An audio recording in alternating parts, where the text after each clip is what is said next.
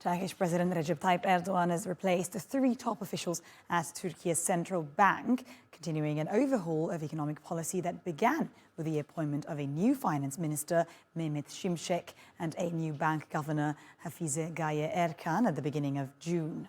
The three new deputy bank governors are Osman Cevdet Arçay, Fatih Karahan, and Hatice Karahan. Each brings long experience in banking, business, and economics. After pursuing a long interest rate policy during the pandemic to stimulate economic growth, Ankara is now changing course. The central bank also revised its predictions for inflation for 2023 from 33% to 58%. It has also since raised interest rates to 17.5%. Let's get more on this now with economist Bilal Bağış in Istanbul. Thank you very much for being with us today. So with this overhaul, can we expect now a more simple and predictable framework? And practically, what will the benefits be? Well, these are surely massively positive appointments, and they will strengthen the recent trend of more orthodoxy and more rational policy approach. And they will also give the Monetary Policy Committee of the Turkish Central Bank more room to act independently and act more hawkish, if you like. And all these three appointments, they are well-known, respected market economists and academics. And these appointments are also, I would say, they are in line with the recent more rational and more orthodox policy approach.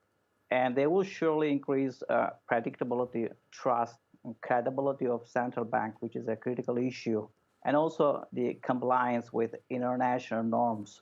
And we should also not forget that actually all investors, including the Gulf capital, they are waiting for a return to more rational ground in Turkey in policymaking.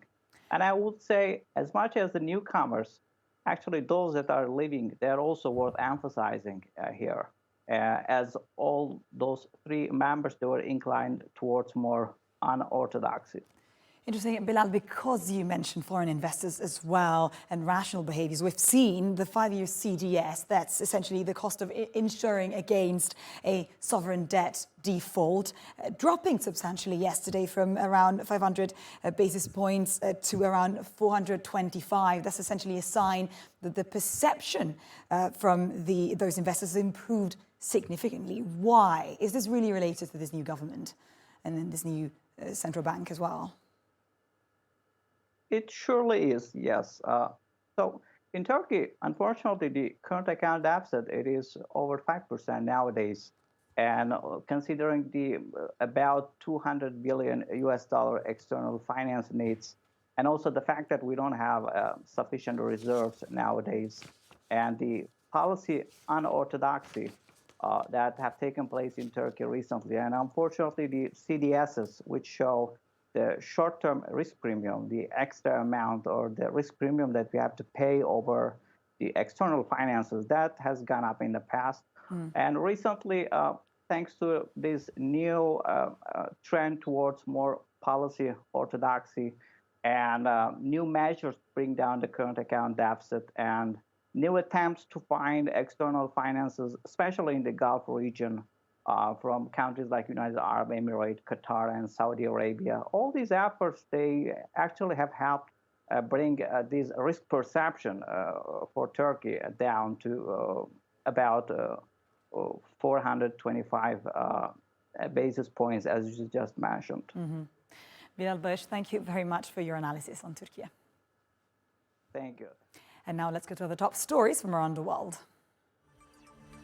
The Bank of Japan has surprised markets by loosening its grip on bond yields, taking another step away from years of ultra-loose monetary policy.